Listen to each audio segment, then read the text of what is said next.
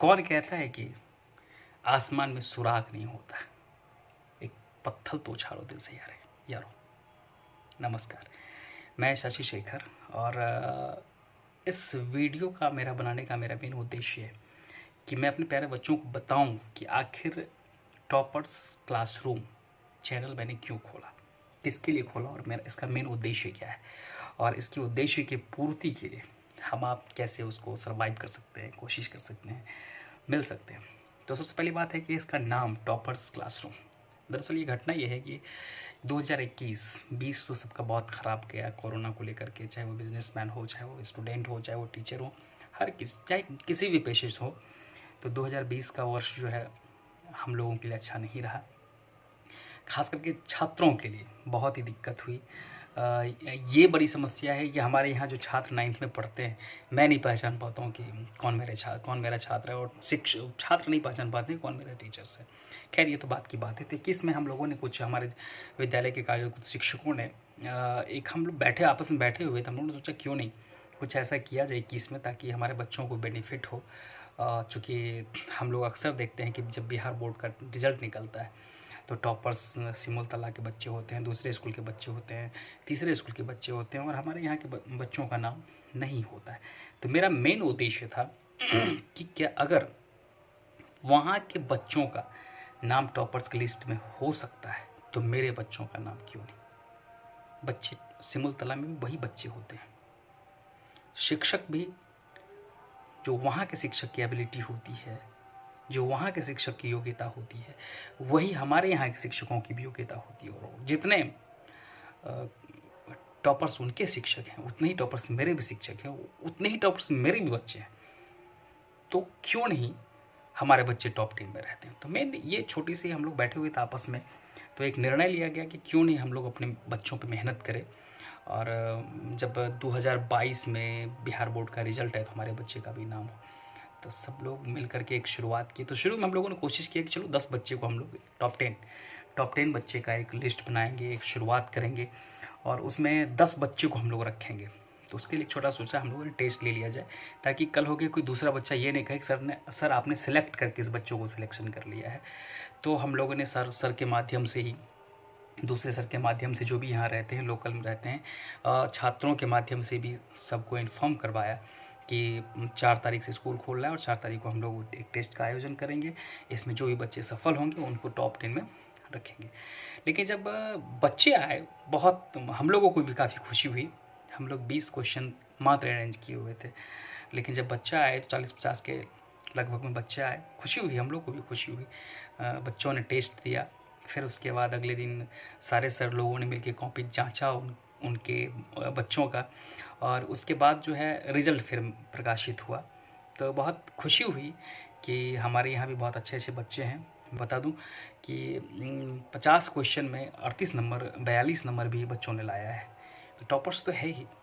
तो toppers classroom, फिर हम लोगों ने सोचा चलो 21 बच्चों को हम लोग रख लेते हैं। लेकिन जब फाइनली अगले दिन 5 तारीख को रिजल्ट सुना रहे थे तो देखा कि कुछ जो मार्क्स है वो कॉमन आ रहे हैं और बच्चे सारे एबल हैं। तो बाद में हम लोगों ने सोचा चलो हैंड राइटिंग के आधार पर कुछ बच्चों को सेलेक्ट करते हैं। हैंड राइटिंग के आधार पर हम लोगों ने 2 बच्चों को सेलेक्ट किया। फिर उसके बाद हम लोगों ने देखा कि 2 बच्चे मात्र बच जाते हैं जो कि सिमिलर मार्क्स में। तो बाद में हम लोगों ने क्या किया कि उन बच्चों को भी रख लिया और 23 का बैच बनाया है, टॉप 23। चूँकि हमारे टॉपर्स शिक्षक भी टॉपर्स हैं और हमारे ये बच्चे भी टॉपर्स हैं, तो ये जो क्लासरूम है जिसमें पढ़ाई होगी, ये टॉपर्स का क्लासरूम है।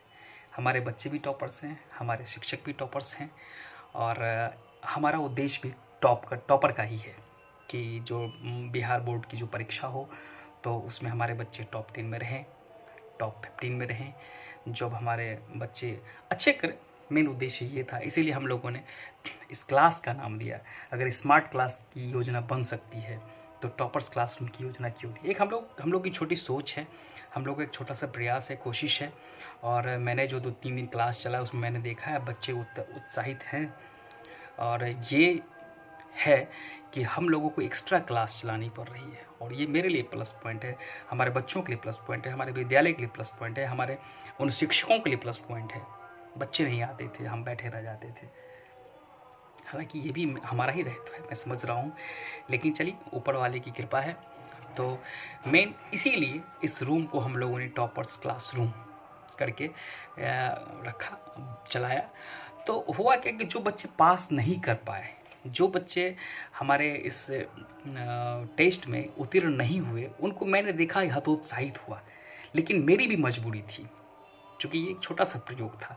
अब बड़े बृहद क्षेत्र पे कर लूँ और फेल हो जाऊँ, सक्सेस नहीं करूँ, ये भी कहीं न कहीं मेरे अंदर डर है। इसीलिए हमने सोचा कि शुरुआत छोटा से करता हूँ। और जो ये हतोत्साहित बच्चे थे, तो एट ए टाइम मुझे उसी टाइम मेरे दिमाग में आया और मैंने सोचा कि क्यों नहीं उन बच्चों के लिए, मैंने फिर उन बच्चों को कहा आपको हतोत्साहित होने की कोई आवश्यकता नहीं है।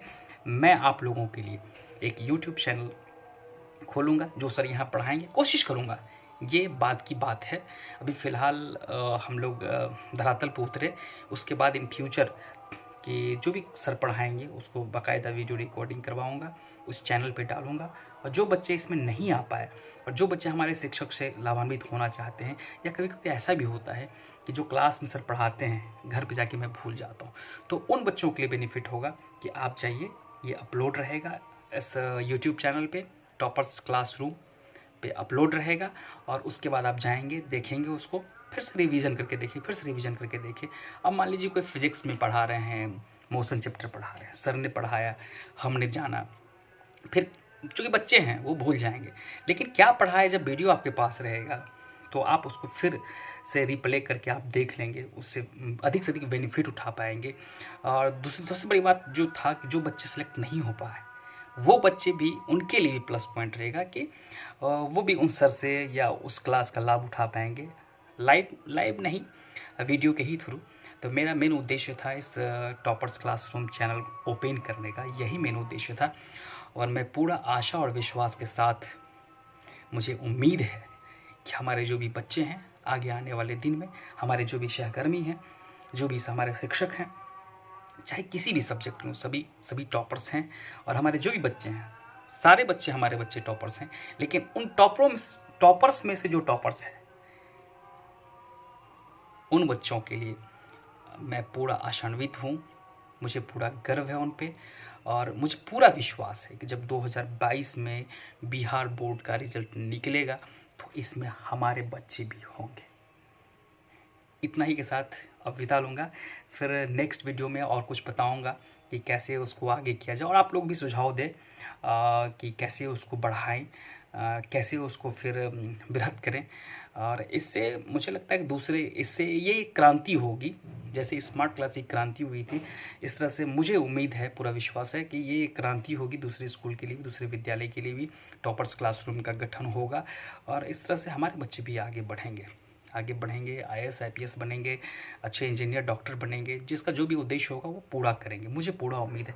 हालांकि ये हमारी छोटी सी हम लोगों की छोटी सी कोशिश है, 2021 में हम लोगों ने ये ठाना है। अब आगे देखिए, अच्छा ही होगा, ठीक है। इसी के साथ धन्यवाद। क्या कहते हैं, उसको लाइक कर दीजिए, वीडियो को शेयर कर दीजिए, ताकि ये अधिक से अधिक मेरे बच्चों तक पहुंच सके। और अधिक से अधिक जो इस चैनल के निर्माण के पीछे जो मेरा मेन उद्देश्य है, मेरा जो मेन मकसद है, वो अधिक से अधिक बच्चों तक पहुंच सके। धन्यवाद।